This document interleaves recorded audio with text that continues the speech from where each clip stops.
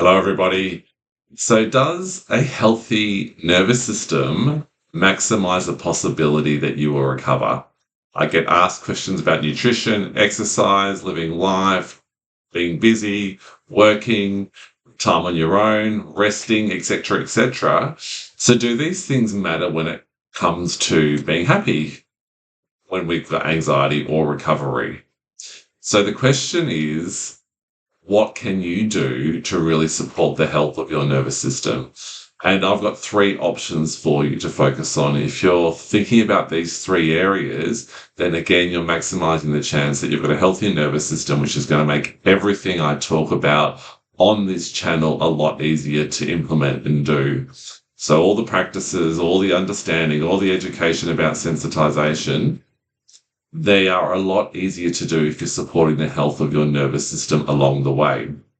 So these things don't lead to cure on their own, but they can really help you with all the practices and understanding that I talk about here that do lead to recovery, that do lead to being happy. So I just want to be clear about that. You can't exercise your way only to recovery.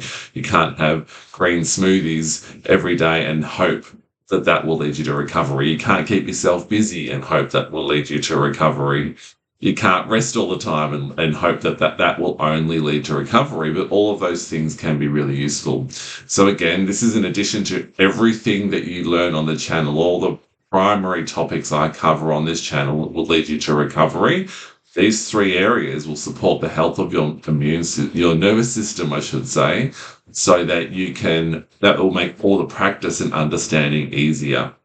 So I'll talk about them. The first one is stuff that you can do for your body, things that you can do to support your body, which will in turn support the health of your nervous system. So nutrition and movement. The second thing that I'm going to talk about is spirit. So what can you do to lift your spirits? People talk about mind, body, soul. This is the soul bit. What can you do to keep living your life, keep engaging with life that will help you on the road to recovery? So that's the second thing. So lifting your spirits is another way to think about it. The third thing is balance. So keeping the balance right between enough activity versus enough rest. So we just want to keep an eye on all of these three things to, again, really support the health of your nervous system. So if we take the first one, body, what can you do to support your body, which of course will in turn support your nervous system, which is contained throughout your whole body. So the first thing is nutrition. So what we're putting into our body is going to have effect on the nervous system. If we don't have enough good calories in the system, enough energy, we're not eating enough, then simply we're going to feel more depleted. And it's going to be a lot harder to practice because we simply don't have enough energy to deal with this difficult symptoms, thoughts, surges of adrenaline, depletion feelings, low spirits, whatever, when they come up.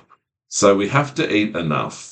That's the first thing. We have to support our body with enough calories, if you like, to have the energy we need to be able to function day to day. So that's one thing to think about. Are you, generally speaking, eating enough? Because we know that when we're anxious, the flight or fight active, it suppresses our hunger. So if we know that, we can start to practice through that and maybe start to increase little by little the food that we're eating. By practicing through it. So you're using the practices to support yourself eating more, which will then support the practices. So number one, we've got to eat enough with this when we're thinking about nutrition in the body, but what we're putting into our body matters too. Now, we don't want to be too strict with this. We want to still enjoy the foods that we really enjoy, but we want to ensure that we're getting enough of the good nutrition.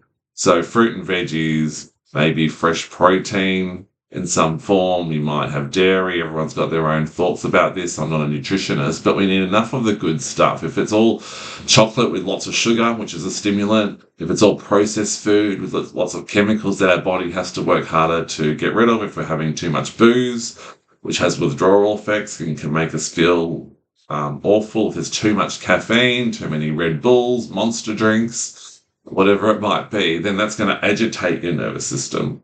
So we just want to be conscious of what you're currently doing now and make small adjustments. Don't try and change everything. If you're having 4 cups of coffee a day and you enjoy that, keep enjoying it, but maybe start to wind it back to 3 and see how you go if you're finding that's agitating your nervous system. If you're getting no vegetables, getting some vegetables in your diet, starting with some fruit, that's often easier. We want to support the immune function. If you're the immune system, but obviously the nervous system as well.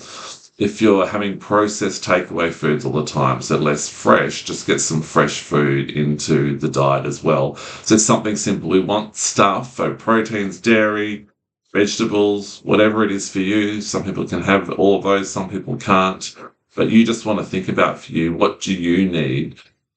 Give you the energy that you need to support a healthy nervous system. So that's nutrition. So have a think about that and just make small adjustments based on what you're currently doing. Still enjoy your chocolate, cake, donuts, whatever it is, but just start to wind it back and think about the effect. Start to be conscious of the effect that's having on you.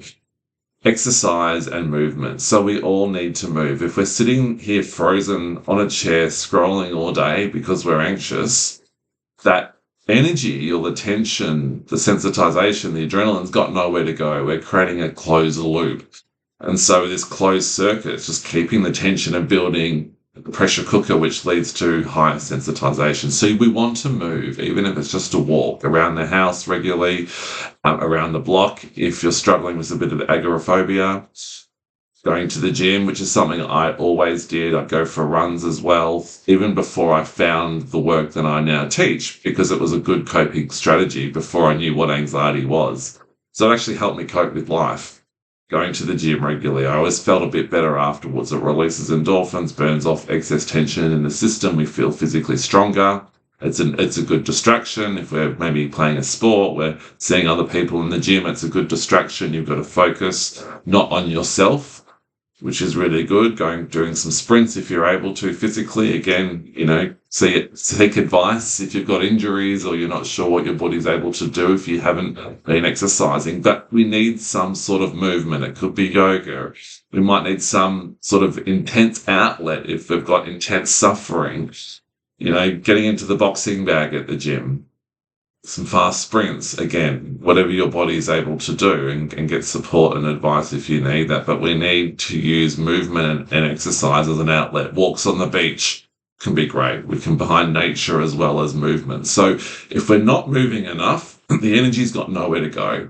And it's going to make practice harder when the difficult symptoms and thoughts arise. Whereas if we're moving without trying to get rid of anything, same with nutrition. We don't want to just have the green smoothie and kind of hope the anxiety goes. These are all support tools. The second aspect of this, in addition to body, is spirit. So are you doing stuff to lift your spirits to keep engaging with life?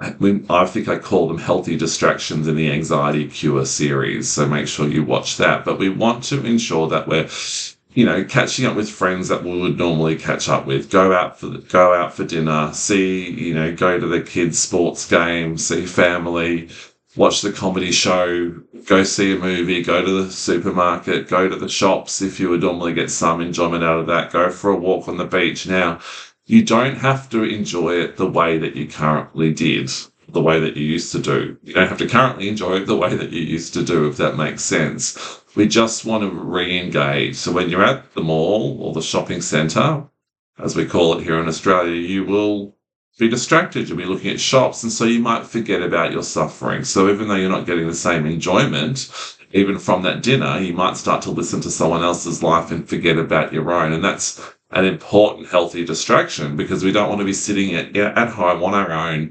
focusing and trying to practice all day. That's too stressful. We practice when we're aware. We can practice when we're in the car driving, when we're at dinner, when we're at the movies, when we're watching TV, when we're watching the comedy show. We can practice anytime, anywhere. But we still want to have enough activity to do things that would normally lift the spirits. Play a game of tennis, do some knitting, play a board game, whatever it is, but without the expectation of having to get the same joy straight away. As we desensitize, those warmer emotions of joy, love, etc. will return. So we want to ensure that we've got some activity going on. So you might have to reach out to old friends if you live alone. You might have to, go out to the cafe just to engage in life a bit. You might have to think about things that you can do depending on your circumstances. So we're not we don't have too much time on our own sitting at home. So that's body, spirit. The third and final thing is balance. So a lot of us are actually doing the opposite of what I've talked about. So we're working really hard. We're always busy. We can't sit still. The idea of slowing down and having nothing to do can be quite disconcerting, because you start to then really become aware of the sensitization, aware of fearful thoughts, aware of your symptoms, which can become difficult. So we always want a nice, healthy balance between rest. So being okay just sitting down with nothing to do, not on the phone, watching TV, doing a guided practice. So go to my shop, the Anxiety Tool Shop, or look on YouTube for some guided practices that help you learn to be okay resting. We need enough rest. We can't be busy all the time. If we're trying to distract our way to recovery, working 16-hour days is the scenario I always talk about. That's not going to lead to recovery on its own. In fact, it can lead to more sensitization. We can practice when we're busy. So we still want to, engage in life. Going to work is a great place to practice, but we don't want to be distracting ourselves so that we don't actually get time to practice or slow down. We want to be equally okay out in a crowd, if we need to be out at the supermarket, at work, as well as being okay at home alone when there's no distractions. So we're okay. We're learning to practice with any symptoms that come up and arise when we're on our own, when we're lying in bed, we're slowing down at night. So you want a nice balance between, being and doing and living life, but also being okay, resting and slowing down. And that's what the practices are there designed for, to really help you do that. So again, go to the tool shop just to look at some practices that you can download, have on your phone and play wherever you want, just simple guided practices. I hope that makes sense. Again, these are support tools. They're not meant to lead you towards recovery on their own. But if you're focusing on them and making some small adjustments, depending on where you're at right now, don't try and change everything. It will support the other practices, the core teachings that I cover on this channel that lead you towards being happy, but of course also recovery. If you've got any questions, let me know. If you've got any successes you wish to share in the comments, it's always great to hear them. But otherwise, I'm sure I'll see you again soon. Take care.